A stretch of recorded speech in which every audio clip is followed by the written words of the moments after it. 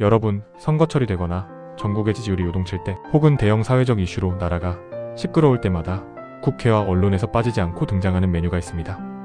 바로 차별금지법 또는 평등법이라 불리는 법안입니다. 도대체 왜 정치권은 때마다 이 법안을 주요 화두로 꺼내드는 걸까요? 정말 국민들의 인권과 평등을 위해 당장 시급한 법안이라면 왜 20년 가까이 발의만 반복될 뿐 본격적인 심사나 통과 단계로 나아가지 못하는 걸까요? 이 입법 과정의 밑바닥에 숨겨진 쟁점은 무엇이며 정작 우리 사회가 고민해야 할 법리적 문제점과 현실적 부작용은 무엇인지 오늘 그 본질을 팩트 기반으로 냉정하게 짚어보겠습니다. 시작하기 전에 구독과 좋아요, 알림 설정까지 부탁드립니다. 여러분의 관심이 사회적 이슈의 이면을 냉철하게 바라보는 큰 힘이 됩니다. 지옥으로 가는 길은 언제나 선의로 포장되어 있다는 격언이 있습니다. 차별금지법을 둘러싼 논쟁이 이토록 치열한 이유는 명분은 평등이지만 구체적인 법조문으로 들어갔을 때 헌법이 보장하는 국민의 다른 기본권들과 정면으로 충돌할 여지가 크기 때문입니다. 가장 큰 법리적 쟁점 중 하나는 성적 지향과 성별 정체성을 이유로 한 차별금지 영역입니다. 법안의 일부 모호한 표현에 따르면 개인이 가진 도덕적 신념이나 양심 혹은 종교적 신념에 따라 특정 사안에 대해 비판적인 의견을 피력하는 행위조차 경우에 따라 괴롭힘이나 차별로 판단되어 법적 제재를 받을 가능성이 끊임없이 제기됩니다. 즉, 소수의 권리를 보호하겠다는 취지가 대다수 국민이 누려야 할 생각의 자유나 표현의 자유, 학문의 자유를 과도하게 제약하는 결과로 이어질 수 있다는 우려입니다. 하나의 가치를 지키기 위해 다른 헌법적 가치를 훼손할 수 있다느니 논리적 모순이 법 제정의 가장 큰 걸림돌이 되고 있습니다. 특히 이 법안이 구현되었을 때 기존 사회 시스템 안에서 보호받던 영역들이 모호해지면서 평범한 여성들이 뜻하지 않은 역차별과 피해를 입게 된다는 지적은 결코 가볍게 넘길 문제가 아닙니다. 법안에 포함된 성별 정체성, 즉 주관적인 성별 인식을 생물학적 성별보다 우선하여 수용하게 될 때 발생할 수 있는 현장 시스템의 혼란 때문입니다. 이를 먼저 도입한 일부 해외 사례를 보면 생물학적 성별 대신 주관적 정체성을 기준으로 여성 전용 화장실, 탈의실, 보호소 등의 이용을 허용하면서 기존 여성 이용자들이 신체적 심리적 불안감을 호소하는 갈등이 실제로 발생하고 있습니다. 만약 시설 운영자가 일반 여성 고객들의 보호와 안전을 위해 생물학적 남성의 출입을 제한할 경우 도리어 차별금지법 위반으로 고소당해 막대한 법적 책임을 지는 모순된 상황이 벌어집니다. 스포츠 영역에서의 공정성 붕괴는 더욱 구체적입니다.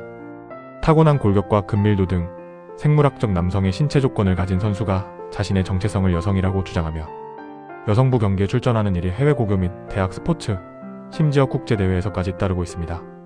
이로 인해 평생을 피땀 흘려 노력해온 진짜 여성 선수들이 메달권에서 밀려나거나 장학금 수혜 기회를 박탈당하는 등 여성 스포츠의 근간이 흔들리는 부작용이 속출하고 있습니다.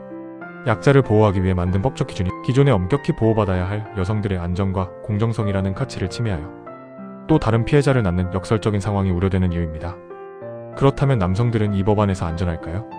전혀 그렇지 않습니다. 사법제도와 고용시장의 공정성 측면에서 남성들 역시 심각한 제도적 덫에 직면하게 됩니다. 법학계에서 이 법안의 가장 치명적인 약점으로 지적하는 것은 바로 구제 절차에서의 입증 책임 배분 문제입니다. 근대 사법 시스템의 대원 측은 죄가 있다고 주장하는 고소인이 증거를 제시해야 한다는 것입니다. 그래야 무고한 피해자가 나오지 않기 때문입니다. 하지만 차별금지법안들은 고용이나 인사, 서비스 영역에서 차별 시비가 붙었을 때 소송을 당한 피고인 기업이나 상사, 즉 주로 남성 관리자들이 나는 차별하지 않았다는 것을 스스로 입증하도록 책임을 지우고 있습니다.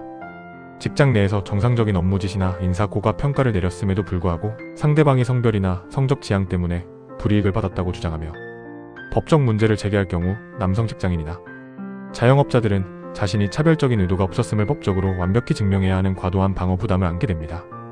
여기에 피해액의 수배를 물어내야 하는 징벌적 손해배상 책임까지 법제화되면 정당한 권리 구제를 넘어 개인 간의 갈등이나 인사 보복성 고발로 악용될 소지가 다분합니다.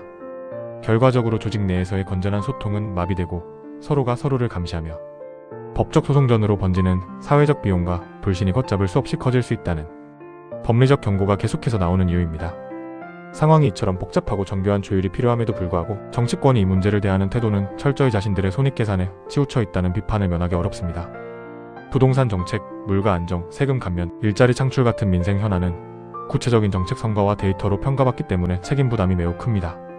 반면 차별금지법 같은 가치관과 이념 논쟁은 정답이 없으며 진영 간의 극단적인 감정적 대립을 유발하기 쉽습니다. 그렇다 보니 전국이 분리하거나 지지층 결집이 필요할 때마다 한쪽은 인권과 평등이라는 선명한 프레임으로 도덕적 우위를 점하려 하고 다른 한쪽은 보수적 가치 수호를 외치며 지지 세력을 모으는 정치적 도구로 이 이슈를 소모해왔습니다. 국민의 삶에 직결된 진짜 민생 과제들을 치열하게 논의하기보다 국민을 이분법적으로 갈라치게 하는 소모적인 논쟁 뒤로 숨어버리는 연막탄으로 활용하고 있는 셈입니다. 이 법안이 처음 추진된 2007년부터 지금까지 무려 19년 동안 국회를 통과하지 못한 진짜 배경이 바로 여기에 있습니다. 법을 만드는 정치인들 스스로도 이 법이 초래할 사법적 혼란과 표심에 미칠 역풍을 너무나 잘 알고 있기 때문입니다.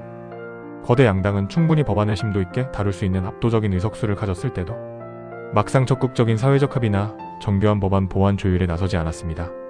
통과되었을 때 감당해야 할 법적 부작용과 정치적 리스크는 회피하면서 선거철마다 표를 짜내기 위한 수단으로만 발의와 반대를 무한 반복해온 것입니다. 결국 법안의 상임위 상정과 장기 방치는 국민의 기본권을 위한 진정성 있는 고민이 아니라 철저한 정치적 계산의 결과물이라는 지적이 나오는 이유입니다.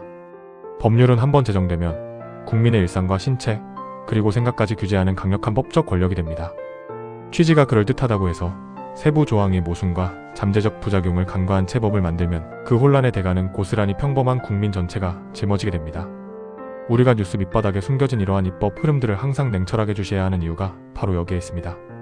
정치권이 짜놓은 프레임에 갇혀 감정적으로 대립할 것이 아니라 법안이 가져올 시스템적 부작용과 헌법적 가치의 훼손 가능성을 꼼꼼히 따져보는 성숙한 시선이 필요합니다. 부주의하게 설계된 제도적 장치는 갈등을 해결하는 것이 아니라 사회적 혼란만 가중시킬 뿐입니다. 오늘 영상이 유익하셨다면 주변 분들께 공유해주시고 댓글로 여러분의 팩트 기반 의견도 남겨주시기 바랍니다. 시청해주셔서 감사합니다.